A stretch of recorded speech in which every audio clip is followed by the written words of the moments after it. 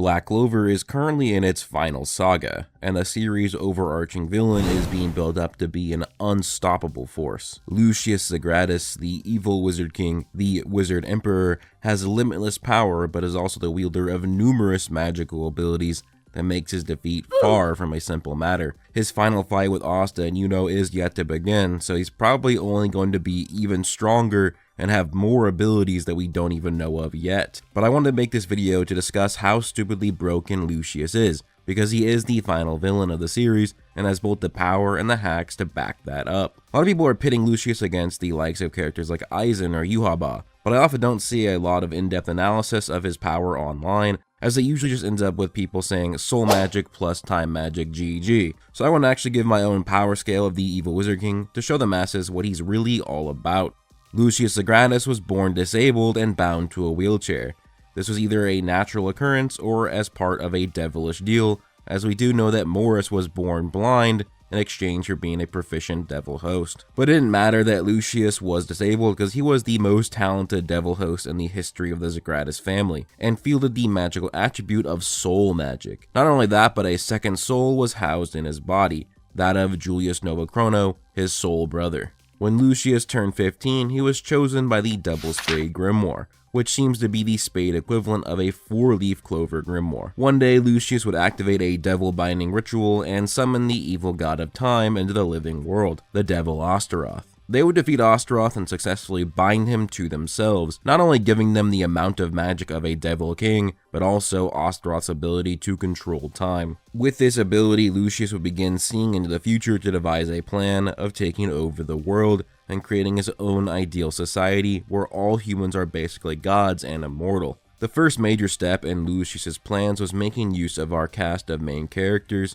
and fighting the King of Devils, Lucifero, spending much of the series manipulating events and time that would eventually lead to the good guys getting stronger, strong enough to take on Lucifero, and also Lucius likely made it so that Lucifero only manifested with half of his powers instead of all 100%. There's a lot of evidence that the Clover Kingdom actually lost to Lucifero many times, but Lucius was actually rewinding time so as to create a timeline where Lucifero actually lost. A Dramalek would burst onto the scene and steal Lucifero's heart, delivering it to his master, Lucius Zogratis. Lucius would then eat the heart, absorbing Lucifero's power, and then he would begin his invasion of the underworld. We see him in the 7th and final layer of Hell, and we see that Lucius in his base form has already defeated Lucifero and then absorbs his remaining 50% power. Lucius is only getting started here, and he already has time magic, soul magic, and now likely stolen gravity magic from Lucifero, as well as possessing the mana of 2 different Devil Kings and Lucifero's impressive physical strength, with the Dramalek implying that a suppressed 50% Lucifero had higher physical strength than Asta, who at that point in the Spade Saga would have the highest raw physical prowess in the series until we would meet a certain Chad in the Land of the Sun. So not only does Lucius have high magic power and crazy abilities, but his physical constitution is unmatched. In terms of raw destructive feats, Lucius hasn't done much yet. The main reason being that his main fight hasn't even begun. But we have seen a fair amount of his power, and we can see the impressive feats of characters far weaker than him, and thus scale him above those characters. If you don't think that Lucius is at least multi-continental, then I would consider that downplay. As in the Black Clover movie that is canon to the manga, Conrad Leto would produce a spell called Doom's Gate that was capable of destroying the continent that the Clover Kingdom resides on. And based on the sheer size of the meteor, and assuming the average speeds of meteors entering our atmosphere, it would require nearly 600 petatons of TNT, which is multi-continental. Well, Lucifero claimed he actually had the strongest magic, a claim that Lucius himself affirms, and we know that Lucius is a credible source considering he has been using time magic to see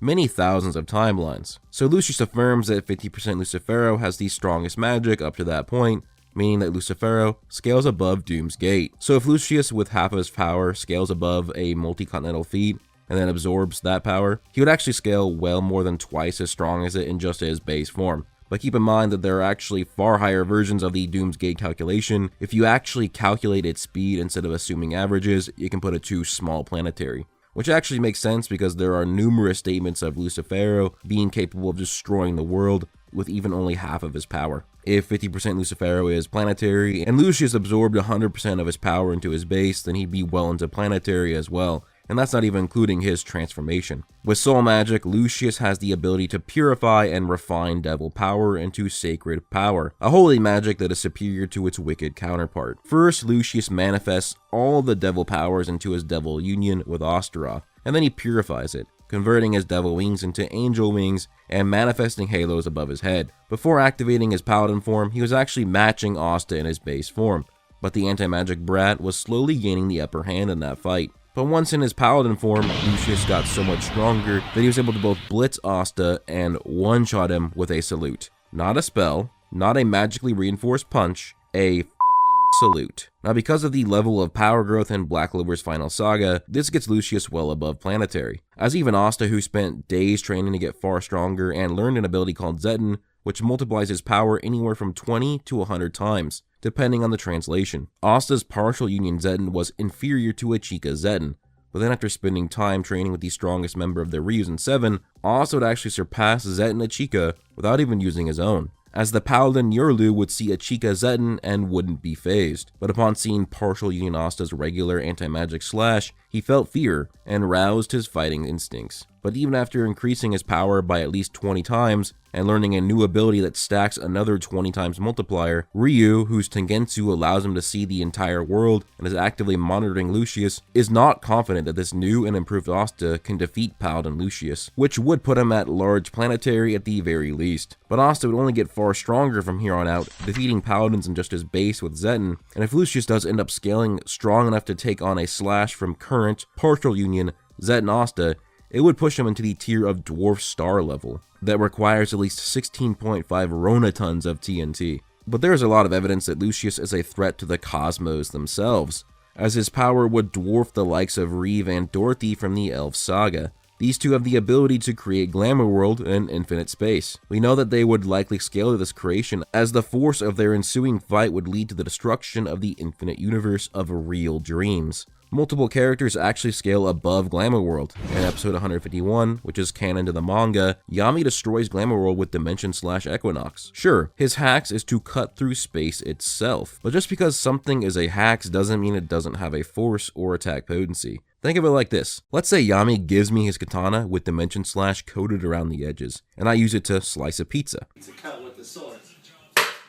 Of course, the pizza will be sliced effortlessly, even if I just slowly press it against the pizza, because it's cutting space itself. But if I slash down to the pizza, cutting it in half, but also causing the pizza to explode, Monozone, Dark Cloaked, Dimension/Equinox!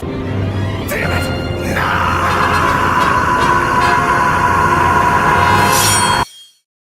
I would still have produced enough force to destroy the pizza as well. Now switch back the scenario. Yami cuts with enough force to destroy the infinite realm, making the force of his Dimension Slash high universal. And his Death Thrust canonically scales above Dimension Slash in attack potency, and Death Thrust is inferior to the likes of a suppressed 50% Lucifero, as even Vanessa, who saw Yami's fight with Dante, thought that any spell in existence would be nothing against the King of Devils. 80% Devil Power Morris also destroys Glamour World, and when Dorothy recreates it and tries to attack Lucifero, he scoffs it as a useless spell.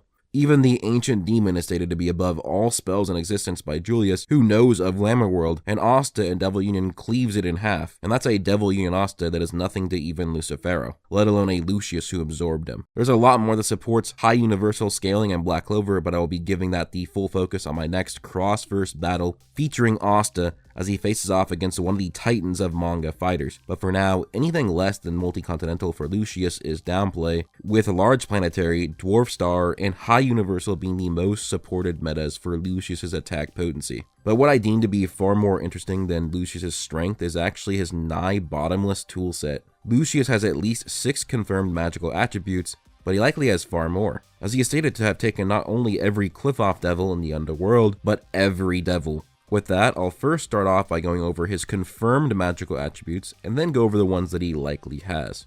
Now, if you're still watching, then you've definitely been enjoying the video, so please do drop a like and also subscribe if you have not yet, and also turn on notifications to be notified every time I upload a new video. Lucius was born with soul magic. This allows him to purify devil power into sacred power, making it stronger. But this also gives him access to mind manipulation and brainwashing with a touch. We saw him do this to Damnatio, and not only instantly rendering him unconscious, but turned him into one of his greatest soldiers. This magic allows him to seemingly summon souls from the afterlife, an important ability we will get into later. Lucius actually stole the magical attributes of his 3 siblings. With Dante's body magic, Lucius would be able to amplify his body and turn into a Hulk-like monster that would dramatically increase his already impressive physical strength. But even more impressive is the level of regeneration he would now possess. If we look at what 80% Dante's regeneration could do, Yami vaporized through his body with Death Thrust, and Dante could almost immediately regenerate, but his body magic would be improved further by the evil sorcery scientist Morris. And when paired with 100% devil power,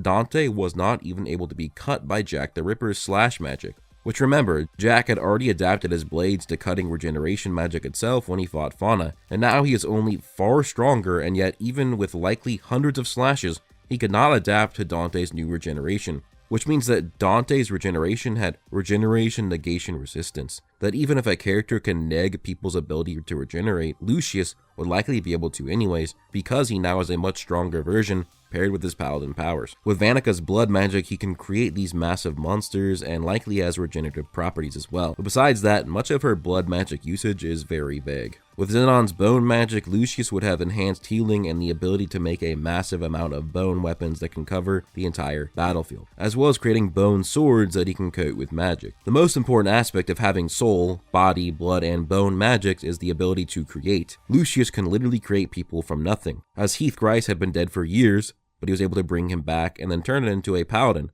actually making him a threat. Now this means that even if Lucius is in a 1v1, he would be able to turn it into a numbers advantage for him, as this would be no different from summoning, it's his ability. It would not be off limits to say he can create people to fight for him in a versus battle. That means if he's ever in a nasty situation, he can create his own little squad, or resurrect a character who has the precise magic he needs. It's even stated that he can bring back characters who are as strong as Magic Knight captains, and that was before he had reached his full power. So he could likely even bring back old Wizard Kings now, if he wanted to, and turn them into paladins. Imagine Paladin Lumiere, Paladin Conrad, or even Paladin Princia. That sounds like an unstoppable force to me. With these 4 magic types, Lucius can even create clones of himself, and we've seen up to 12 at a time. Now we don't know yet if they were as strong as the real Lucius or if they have all of the magic types that he has, but they were strong enough that even a single one was enough to give Yuno a run for his money, and we do know that the clones still scale above Lucifero. With Osteroth's time magic, Lucius gets a very high level of foresight, as he can monitor the futures of over 20,000 timelines to try and determine the best course of action. Though he can only sense the mana of the future, so characters like Asta cannot be seen in those timelines. With Chrono Anastasis, Lucius can bind his enemies.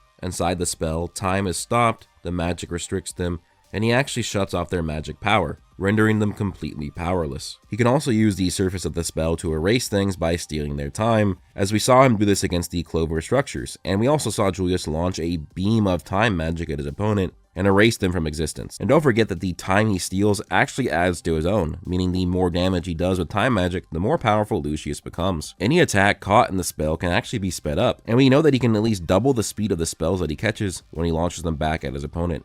He also has time reversal, whether that be reversing the time of his wounds to heal himself or the time across an entire country. We also see in the light novel that his time magic has the ability to break him out of pocket dimensions when he was sealed away inside of a magic golem, meaning that sealing Lucius away or trapping him in a pocket dimension likely will not work. Julius also has his own sealing magic, as he sealed Conrad away in the movie. Don't forget that even if somehow someone finds a way past Lucius's immortality and regeneration and finds a way to kill him, he likely has a spell activated on his forehead that will resurrect him if he dies, like when Julius died and he came back as a 13-year-old.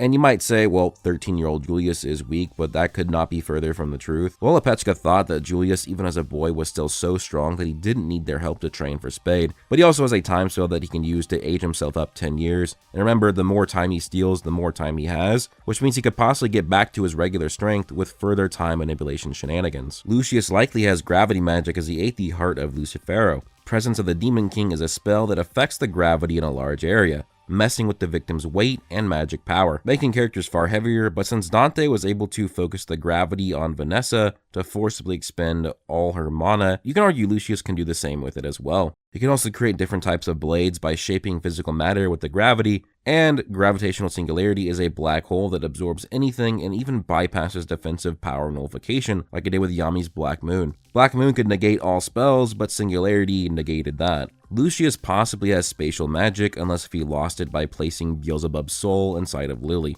But if he still has it, that gives him access to long-distance teleportation. Not only that, but he can actually erase things from existence by cutting through the fabric of the universe itself. If he coats one of his gravity or bone-made weapons, he can recreate Dainsleif and forge a sword that not only cuts through space, but can send a whole bevy of spatial slashes that slices right through space. He should also possess spatial mana domination or absolute space. This allows him to create a hyperspace that acts to nullify the magic of anyone caught inside of it. The only way for someone to resist absolute space would be something similar to anti-magic, being stronger than Lucius, being loved by mana, or being a spatial mage that can create their own territory inside of the absolute space. He should also have battlefield removal with spatial magic. Lucius likely has curse warding magic, as he did say he took in all Supreme Devils, and Magicula is one of them. The most useful curse he can use is Decaying World, a spell that will destroy any weak spell in the area and passively weaken any surviving spells. Keep in mind that Noelle's Valkyrie armor was completely resistant to Kvin's Compass Magic power nullification, but Magicula's was able to erode away at Saint Valkyrie Noelle, giving Lucius another form of layered power nullification. And don't forget that his version would be even stronger than Magicula's.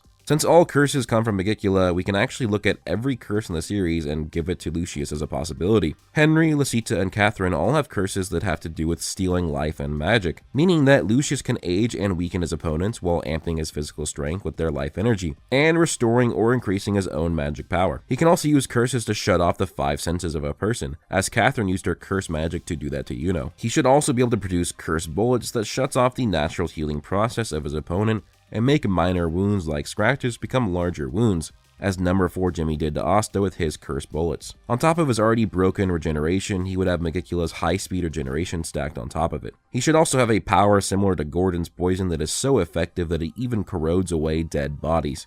He also has the ability of cursing people to death like Magicula did to Astier, as well as using curses to bypass conventional durability, as her cursed runes can send damage inside of an opponent's body as it did with Undine and the Black Bulls. Curse magic could already attack the soul directly, but paired with Lucius' soul magic, it would likely be far more lethal. Curse magic attacks Charlotte's soul directly, weakening her magic permanently until she found a way to convert curses into power. One of the more interesting abilities that curse magic has is immortality, as we saw Vanica curse her dark disciples to be immortal as long as she allows it. Even if they die, they immediately come back to life. Now imagine what Lucius can do with just some of these abilities. We know he can bring back captains. Well, Jack the Ripper is dead.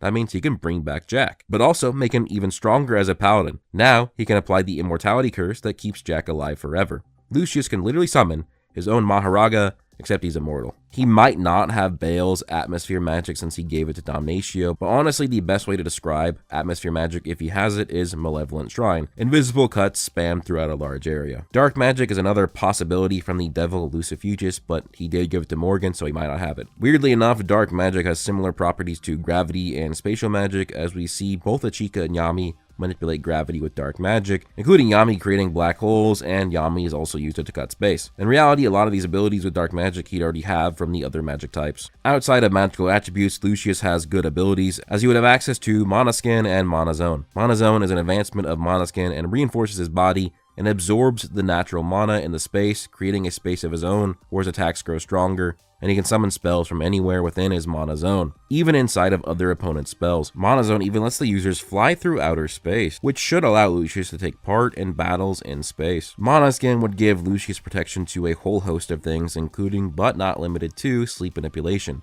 as Leopold used Mana Skin to protect himself from falling asleep from Fragile's magic, and Lucius's Mana Skin should be far stronger than Leopold. He can also resist power nullification, as his protection would dwarf that of Noelle and Nozelle's that resisted Kvin's Compass magic that nullified magic. What might be the craziest is his temperature resistances. The fire one is nice, but Lucius's cold temperature resistance would be insane. In the Black Clover movie, Edward has the ability to manipulate the temperature of space to absolute zero. Now, in our world, because heat is actually the measure of energy or movement, that means nothing can move in absolute zero temperature. But the Black Bulls, with their Mana Skins, were able to move in absolute zero, meaning that Lucius should be able to do that as well. When it comes to speed, Lucius has more than enough. Yuno, in his base form, was able to cover the entire country in a protective shield before the Angel's light could rain down from above. This has been calculated to be over 400 times the speed of light. Yuno would then activate a mana zone the size of the entire country that not only amps his own speed, but nerfs Lucius by not only shutting off his time magic, but also weakening what magic he has left. Yuno then went full spear dive on top of all of this, but his speed still wasn't close enough to overwhelm the Lucius clone he fought. This means that at bare minimum, Paladin Lucius is many thousands of times the speed of light. But if you go all the way back to the Eye of the Midnight Sun encounter arc where light speed pottery was introduced, and then produced a chain scale from how much stronger and faster characters got to now,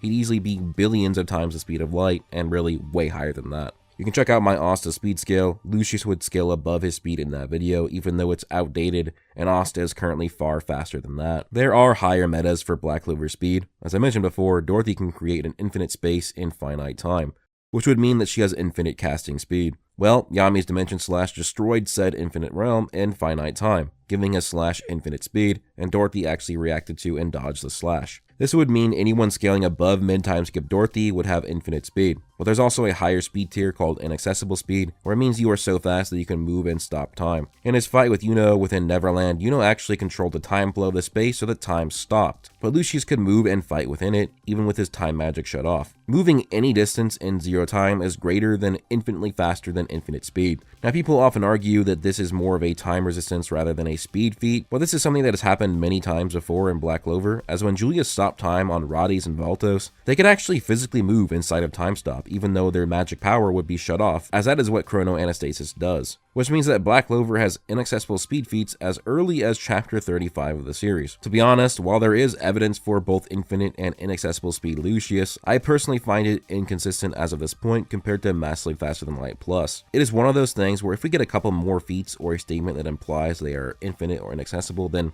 yeah, we could probably argue that it's pretty likely they're that fast. But one of the major points of the inaccessible speed argument requires that you believe Roddy's and Valtos have inaccessible speed feats, even though Pottery's light speed would be introduced as impressive 10 chapters later. Unless if you want to argue that light is inaccessible speed in Black Clover, but that seems a little assumptuous to me. But I think you guys probably got the memo that Lucius Zogratis, the ultimate wizard emperor, is beyond broken. It's why I really hope we get several of the extended quarterly chapters to cover the real fight with Asta and Yuno, to have these powers on display. Because if you plug a PlayStation controller into Lucius and play as him, if you know all of his abilities, he really shouldn't be beaten without maximal effort, anti-magic, and also some crazy new power-ups for the good guys. That's my Lucius power scale, but there's a good chance I'll need to revisit this topic when his final fight is done, because I have some crazy theories of more powers that he might have. I hope you guys did end up enjoying this video. Please do leave a like, comment, and subscribe. If you want access to more exclusive Broku videos, you can become a member. We get 1 to 2 videos per week. Also, Brigade Captain members and higher get access to every video early. So become a member if you want to help the channel and also get access to more content. Hope you guys all have an amazing day.